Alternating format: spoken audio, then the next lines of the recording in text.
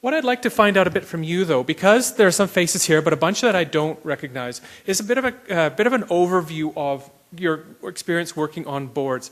How many of you out here have been on elected boards already, like a council or a school board or something like that?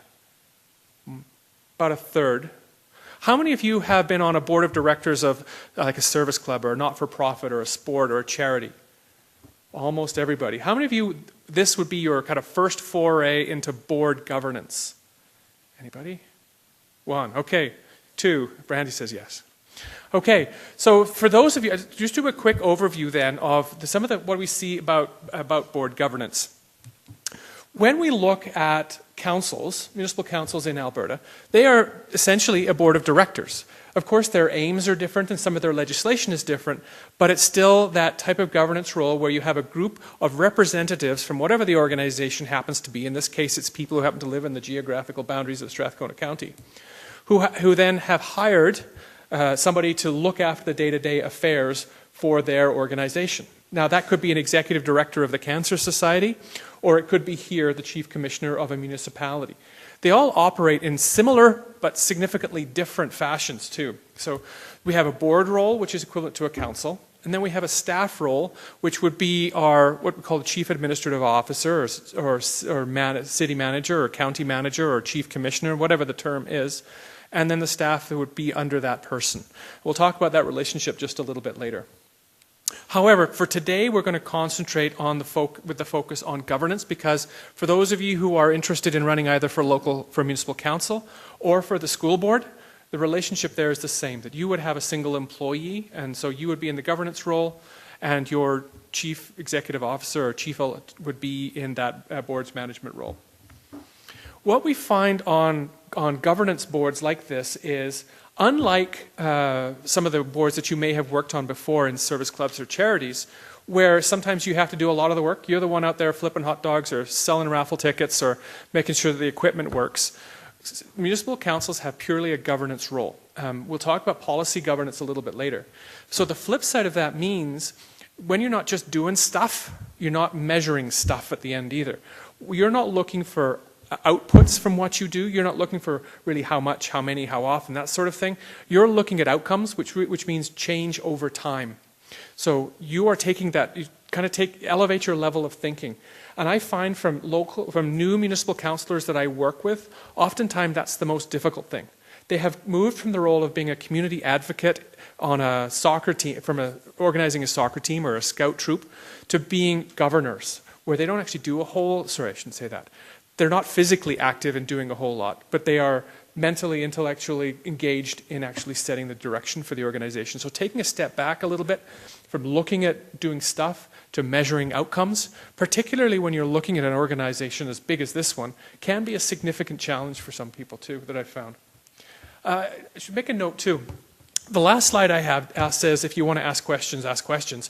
If you have questions as we go, I'll keep an eye on the clock, but I'm quite happy to answer them while they're still fresh in your mind too, if anything does come up.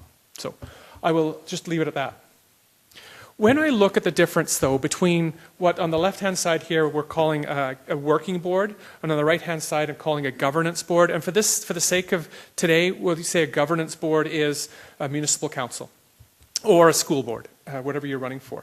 The five major areas that we're looking at, the aspects would be its primary focus, the leadership that it requires, the planning that it has to do, and the recruitment that it's faced with as well.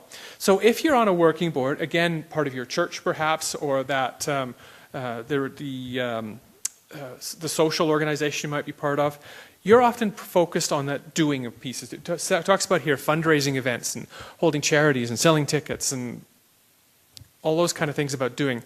When we're looking at municipal councils, we're looking at really elevating it. When I talk about planning with local governments, I start at the top, and I'm really a big proponent of kind of a thread of cascading alignment that begins right at the vision for the organization. So what does Strathcona County look like when it is successful in 25 or 30 or 50 years from now? And we should be able to test everything that Strathcona County does from council on down against achieving that vision. If we're doing something that doesn't move us towards achieving the vision, I can't remember what the vision is either. Does anybody know? other than Canada's most livable community. That's it? Okay. I passed the test. So if we're saying we want to be Canada's most livable community and we're looking at 40 or 50 years from now, are we doing things that are actually taking us to that place? So if council, for example, says all of a sudden, I think we should open a liquor store as Strathcona County liquor store because they're going to make a lot of good money and we can spend it on good things. We could then run it by the test of, is this going to help us be Canada's most livable community? The answer to that is likely going to be not. So then we can say, well, that's probably a business we ought not to be in. So we can have that, we can certainly have that discussion. If, however, it's council's prerogative to say, you know what, I think that maybe is our business, council can modify the vision of the community too. You might run the risk of running counter to a lot of things that historically have gone on, but that certainly is your prerogative. If you look at the leadership that a working board or like your charity or church group has, that's often led by the staff because they're the ones who are day-to-day involved. They're keeping the board of directors up to date, if there is even staff. If you're looking at a working board like a local government or a council, it says here that the council has to lead that. So by setting the vision, by a mission statement just means really how we're going to achieve our vision. And then this county does a really good job of planning strategically and coming up with a bucket of 40 or 50 things, goals, strategies that this county wants to complete in the next cycle, let's say the next 4-year term. And within that bucket, then they narrow the focus a little bit. So they've said of the 40 or 50 things we'd like to get done, let's set a series of priorities for a given year. And they know, however, that the priority that they can do multiple high priority things at the same time. We're fortunate because we've got that capacity here in the county. A smaller community, I remember talking to the mayor of Bruderheim. Jackie may remember this too. And Carl would say, we were doing some planning with him, and he said, you know, by the time we've done all the stuff we have to do, we've cleared the streets, we've got no money left over to make those other decisions about what we want to do. So they didn't have nearly the amount of flexibility that a place like this does. So I think we're really fortunate to live here. If we look at planning, in a working board, you find that the staff provides a lot of that direction because they're the ones who have the day-to-day about what's going on in that organization. They're relying on the board for a check-in more than anything else. However, if you look at an organization like this, it needs to be led here by the board of directors or by council. I frequently encounter local government managers, chief administrative officers, town village managers, that sort of thing. And one of the first things I think about when I hear them talk is, do they really think that council's in charge? Or do they think sometimes council's a bit of an impediment, we just have to kind of babysit them and get them out of the way? And I think the really progressive chief administrative officers are those people who know that and act like council's in charge. And so the larger the municipality, again, the more likely we are to be able to put that kind of demand on our chief executive officer, or chief administrative officer. And finally, here we talk about recruitment. Now, recruitment's a little bit of an oddity with us, with municipal government versus this working and policy board thing. Of course, if you're looking at a working board, the board often tries to replicate itself. So it's often involved in recruiting new members to replace themselves.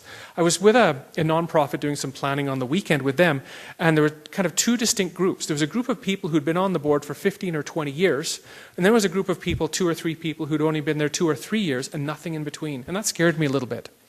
Because inasmuch as there are passionate people who are involved in it, they don't really have a plan to replace themselves. So that's a danger. In local government, of course, whoever sits around the bench here behind me doesn't get to pick who they sit with. The election will produce whoever their first team is. And then one of the awkward things about that is you may be actively opposed to somebody's philosophy, but you're still part of their first team for at least 4 years. And like it or not, you've got to get along. And one of the big things I see is interpersonal relationships on council, particularly after the 4-year term. It wasn't so bad after 3 years. People, I guess, thought, you know, I can put up with this jerk for 3 years, but that 4th year is now really trying. So I'm seeing more and more times of the local province getting involved now with 4-year terms than they did with 3-year terms. You like that? Any examples?